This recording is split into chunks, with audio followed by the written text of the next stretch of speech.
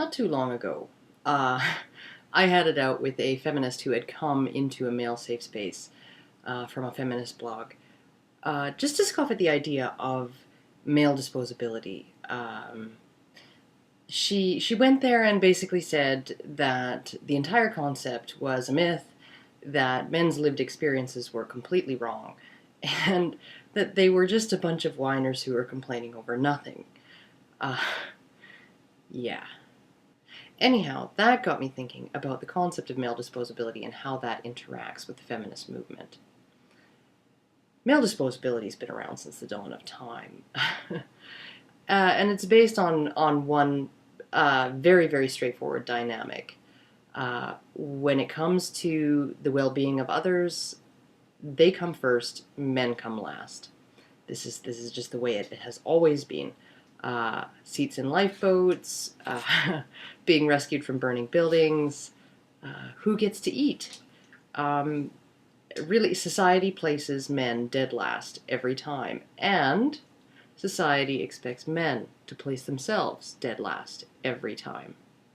Humans have always had a dynamic of women and children first, and that has not changed at all.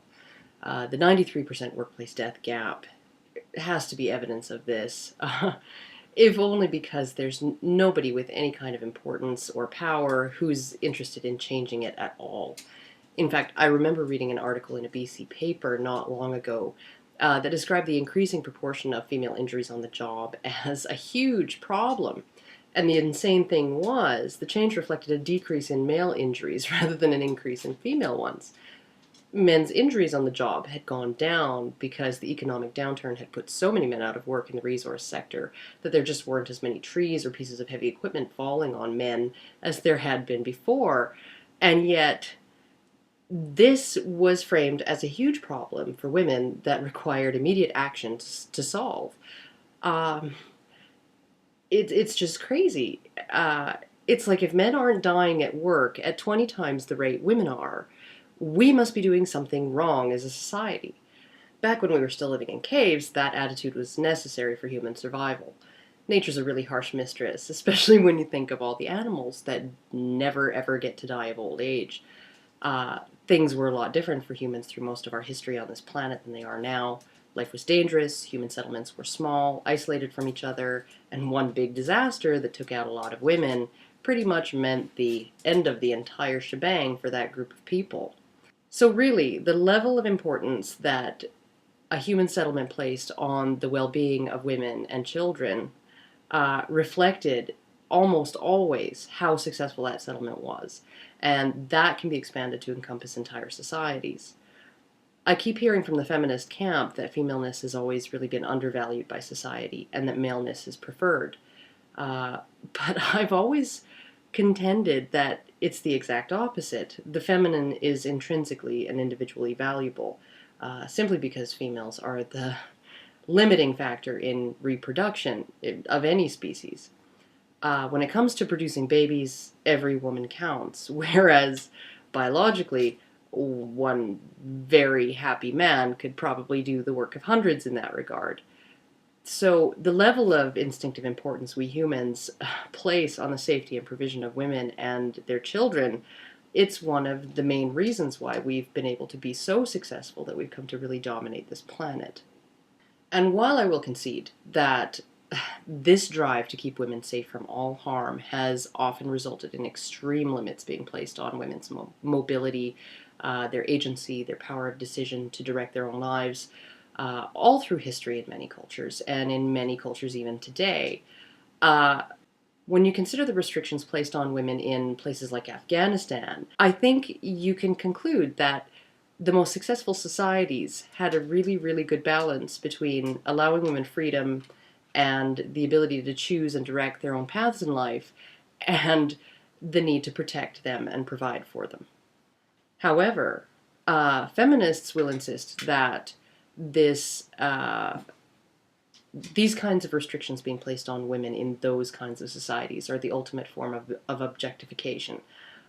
You lock up your possessions to make sure that they will never be lost or stolen or harmed. Honestly, if I were a guy on a battlefield, I might appreciate being objectified in that way. I think if I was going to be an object, I'd rather be a sexual one or somebody's prized possession than an object that can simply be thrown in the trash or smashed into pieces in the service of somebody else's purpose. Feminists also have a very simplistic idea that our willingness to absolve women of their crimes, slap them on the wrist, spare them punishment, it comes from a deep disrespect society has for women's personhood, not seeing them as full human beings capable of looking after themselves, that we see them as children who don't know any better. And yeah, well, there are parallels there in our desire to protect both women and children from not only their own poor decisions, but the full consequences of their shitty behavior. It's really not as simple as they try to make it out to be. I mean, seriously, even today in 2011, we fully expect that if it comes down to a man and a woman in a burning building and you can only save one, the expectation is that you choose the woman every single time. So honestly, whose humanity are we placing above whose here? We're not talking about going to work. We're not talking about getting an education. We're not talking about having the freedom to decide what you want to be in life. And we're not talking about getting to take Taekwondo. We're talking seats in lifeboats here. The person in the lifeboat is going to survive no matter how capable or incapable they are of managing their own life. And the person going down with the ship is going to die no matter how independent, self-sufficient, and awesome he is. That's the equation. One life more valuable than another. And the woman wins every time. So honestly, is there any argument anywhere that women's humanity has always been held in higher regard by society than men's? To be important to society, a woman merely has to be. A man has to do in order for his life to have any meaning to anyone other than himself. I think it was Man-Woman Myth who said our society reduces men from human beings to human doings. And I really think that's an apt analogy. We measure a man's worthiness to wear the title of man, and therefore the title of human, through how useful he is, either to society or to women. And one of the most useful things a man can do, even now in the eyes of society, is to put women and children before himself.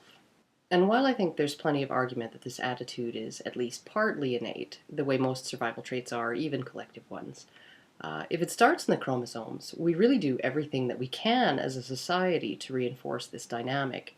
Studies have shown that even though baby boys tend to cry and fuss more than baby girls, parents are quicker to attend to or console a baby girl than they are a baby boy.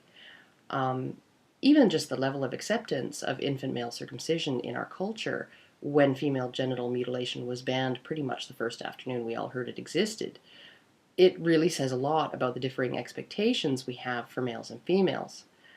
I mean, speaking as a mother, the last thing I would have ever wanted was to hear my child cry, especially when they're at an age when they're completely helpless, completely at the mercy of outside forces, and utterly dependent on the adults in their lives for every last thing. And yet, even knowing how painful that cut is, we expect baby boys, only days old for fuck's sake, to just suck that up. And just think about what even these very first interactions and experiences, these differences in how we nurture our babies, depending on what gender they are, what this teaches them. What do we teach baby girls when we attend to their crying so quickly? We teach them to ask for help because their needs are important. We teach them to let us know when they're afraid or in pain because it's important for us to know when they're sick or in danger or hurt, so we can do something about it. We teach them that when they're sad or lonely, to summon comfort, and comfort will be there. We teach them that they're important. Their needs and well-being, both emotional and physical, are important just because. And what are we teaching baby boys when we leave them to cry? We teach them there's not much point in seeking help because it will be grudgingly given, if at all. We teach them that they should become self-contained in their ability to deal with emotions like fear, helplessness, loneliness, sadness, pain, distress. We teach them stoicism. We teach them to suck it up. We teach them that their fear and their pain are things that are best ignored. We teach them that their emotional and physical well-being are just not as important as other things. I mean, given all of that, is it any wonder it's like pulling teeth to get a man to go to the doctor when he's sick? What we're teaching that baby boy is all the things a man needs to know and feel and believe about himself if he's going to stand in front of a cabin with a rifle while his wife and kids hide inside. We're preparing him for the day he has to fix a bayonet to a rifle and charge a hill under enemy fire. And we're preparing him to make a decision to resign himself to an icy fate while women and children escape in the lifeboats. We are really teaching him to internalize his own disposability.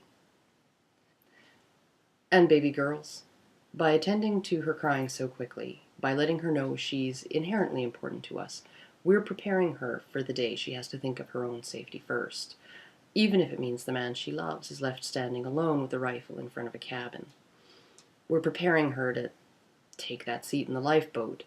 We're training her to not allow guilt or empathy or acknowledgement of a man's humanity or any sense that he might just maybe deserve it more to convince her to give her seat to him, because for millennia, the human species absolutely depended on her feeling 100% entitled to that seat. And that brings me to feminism.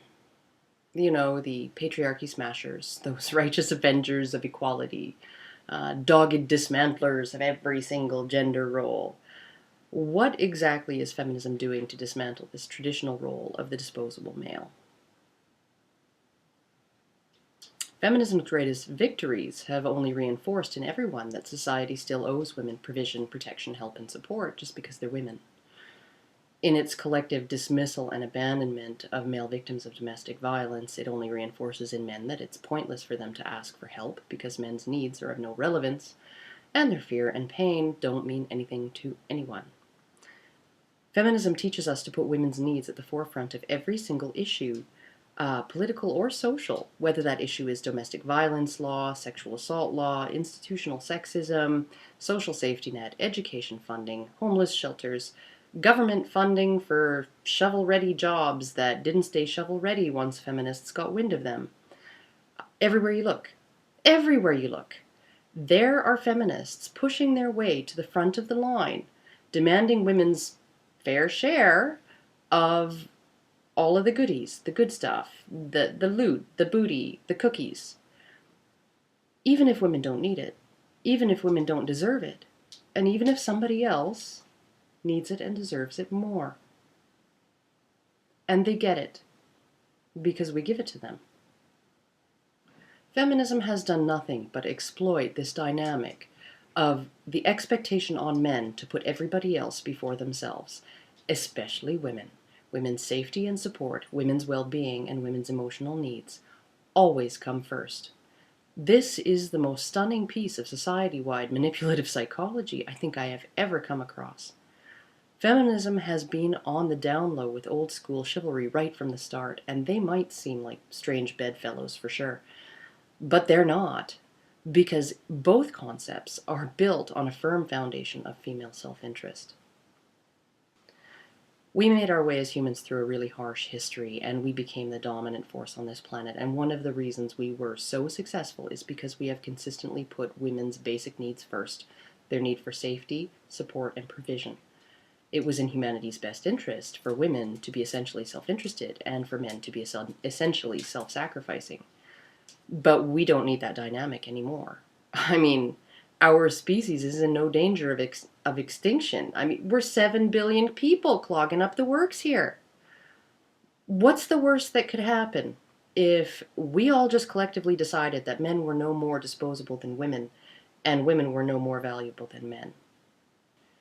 In fact, the greatest danger I see to us right now is that in our desperation to bend over and give women everything they want and everything that they say they need, we've unbalanced society to the point where we're just in danger of seriously toppling over.